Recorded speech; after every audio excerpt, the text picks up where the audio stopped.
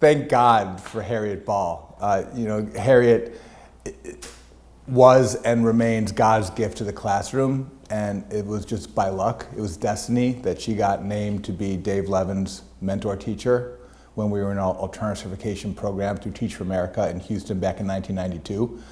Like all first-year teachers, we struggled immensely. Pretty much from after the honeymoon wore off mid-September till about Thanksgiving, I pretty much was teary-eyed, crying, driving to school every day, wondering how I was going to handle my 32 fifth graders that were humbling me in a way I've never been humbled before. And when Dave came home in mid to late September and said, "You've got to take a half day and come to Bastion Elementary and meet my mentor teacher because I think she's going to save me and she'll save you." He was describing Harriet Ball, who was a educational force of nature.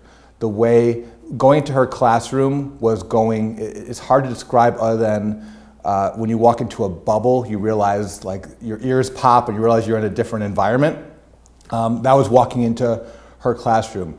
Our ears popped, our eyes popped, our hearts popped.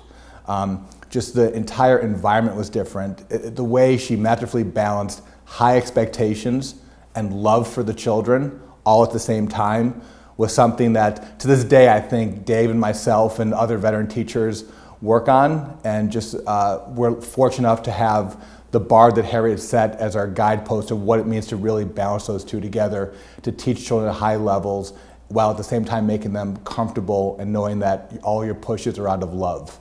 It's fantastic.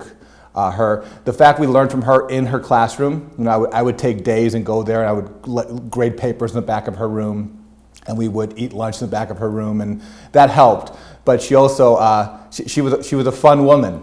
And so we would also learn by, on Thursday nights and weekends, we would meet out at some of her favorite watering holes and just talk shop for hours between having some various beverages and just talking about the art of great teaching. And we learned so much from her, and we had a very good time in the meantime as well. The most notable thing that I think Harriet is going to be remembered for in her legacy is certainly all the raps and the chants and the dances and how she used those as disposable crutches, as she called them, where you meet kids where they are and find a way to hook them into both a basic understanding of the material and a love of the material and a passion for the material, and get them in that way. And over time, the dances and the chants and the raps go away, and the deeper understanding takes over.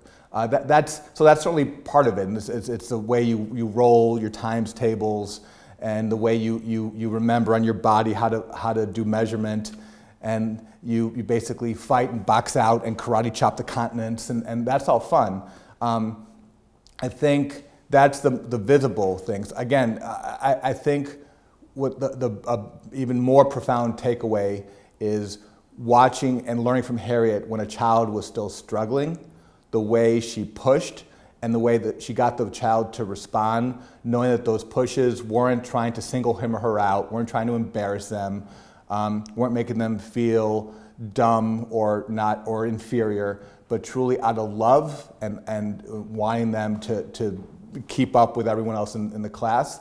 And the way she would, it's not just what she said, I think it's like the relationship she built over time that would lead up to that singular moment where in that 1 second where she said, "I'm not calling on someone else, JR, I'm sticking with you, what's the answer," right? That JR knew like that Miss Ball loved him and was going to get him through it. And I think that's what really, those are the profound moments that stick out in my head.